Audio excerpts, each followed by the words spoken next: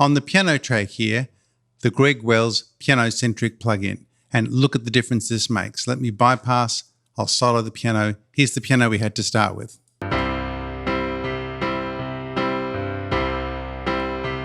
So nothing wrong with that, perfectly good piano sound, but to make it cut through this mix, we're really cranking this guy a little bit and also using the delay function here. So let me just unbypass it on the fly.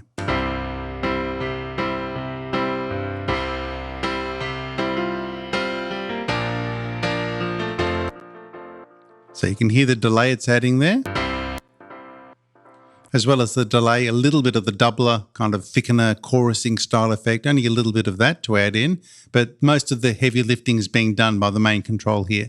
So let me dial that back and just show you what that's adding. That's going too far because the default position is in the middle. So that's kind of default. If I go towards the left, it gets duller.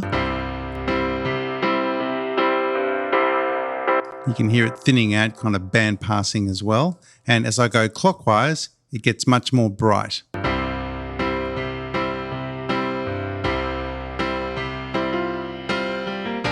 Especially up here, like it's not subtle at all.